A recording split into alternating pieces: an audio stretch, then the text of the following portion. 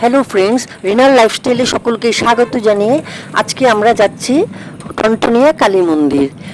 উত্তর Kolkata college street মোড় থেকে একটু দূরে বিধান সরণিতে রয়েছে এই বিখ্যাত কালীবাড়ি। উদয়নারায়ণ ব্রহ্মচারী নামে এক তান্ত্রিক 1703 খ্রিস্টাব্দে তৈরি করেছিলেন মা সিদ্ধেশ্বরীর মূর্তি। 1807 নাগাদ তৈরি হয় মায়ের মন্দির। তখন এখানে ছিল জঙ্গল, সেই জঙ্গলের মধ্যে দিয়েই শোনা যেত ঠং ঠং ঘন্টার আওয়াজ। সেই থেকেই মন্দিরের নাম হয়ে যায় টনটনিয়া কালীবাড়ি। এখনও এখানে পুরনো তান্ত্রিক মতে পুজো হয়। প্রতিদিন রাত সকাল 6টা থেকে 11টা ও 3টে থেকে 7টা মন্দির খোলা থাকে। লোকের কথা অনুযায়ী দেবীর কাছে সবার মনের ইচ্ছা পূর্ণ হয়, তাই দেবী এখানে সিদ্ধেশ্বরী। আমরা এখান থেকে ফুল নিলাম, পাশের দোকানটার থেকে নিয়ে নিলাম ঠাকুরের জন্য মিষ্টি। ফুল আর মিষ্টি নিয়ে এখানে আমরা জুতো খুলে ঠাকুরের মন্দিরের সঙ্গেই লাগানো এই ফুল মিষ্টির দোকানটা। তারপর আমরা মন্দিরে চলে গেলাম। শোনাও যায় আগে তো এখানে একদম জঙ্গল ছিল, এই ঠন ঠন ঘন্টার আওয়াজে তখন সব প্রতিবেশীরা সব মানে তথস্থ হয়ে যেত যে এখন ডাকাত প্রবেশ করছে। তখন ওরা সব সাবধান হয়ে যেত, এরকমও কথিত আছে। তারপর আমরা দেখুন মন্দিরের ভিতরে ঢুকলাম, ঢুকে মাকে পুজো দিলাম। খুবই ভালো লাগলো, এত সুন্দর মায়ের মূর্তিটা। তারপরে ওই যে এই সাইডে হলো রামকৃষ্ণদেব।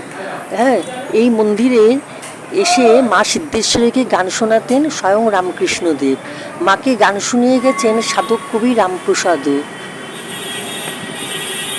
মাকে পুজো দিয়ে তারপরে ওপাশে শিব ঠাকুর আছে, শিব ঠাকুর দর্শন করে দেখুন মায়ের মূর্তিটা আপনারা একটু ভালো করে, এই শিব ঠাকুর দর্শন করে তারপরে আমরা পুরো মন্দিরটা ঘুরলাম।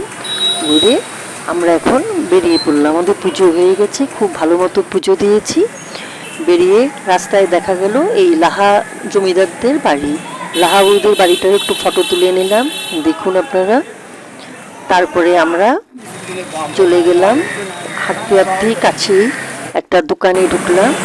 সেখানে এই যেতে যেতে যে লাহা বউদের, এটাও লাহা বউদের টনটনিয়া রাজবাড়ি।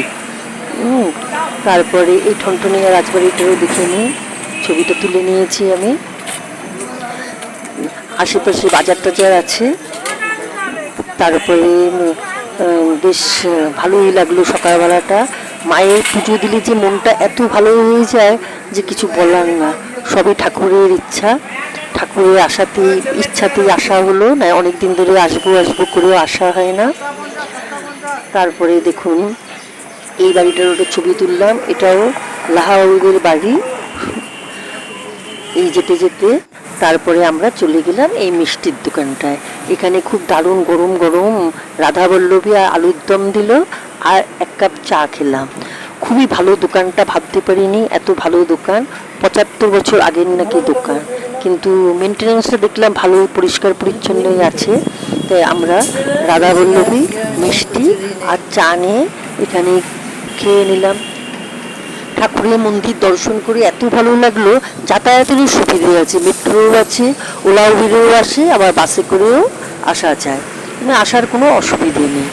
মায়ের দর্শন করে সত্যি মানে মনটা এত ভালো লাগলো। তারপর আমরা এই খেতে খেতে একটা সেলফি তুলে নিলাম। সেলফি তুলে এখন আমরা বেরিয়ে পড়লাম, আমাদের খাওয়া কমপ্লিট হয়ে গেল।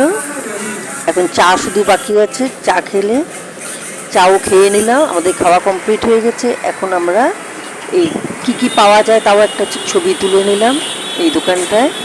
তারপর দোকানটারও একটা ছবি তুলে নিলাম, ঘোষ কেবিন দোকানটার নাম। তারপরেই আমরা বেরিয়ে পড়লাম। এখন আমাদের 219 করেই আমরা এসেছি। এখন একটা রিক্সা নিয়ে এই আমরা বাড়ির থেকে যাচ্ছি। যদি ভালো লাগে একটা লাইক কমেন্ট করে দেবেন। আপনারা ভালো থাকবেন, সুস্থ থাকবেন, আবার পরে দেখা হবে, বাই।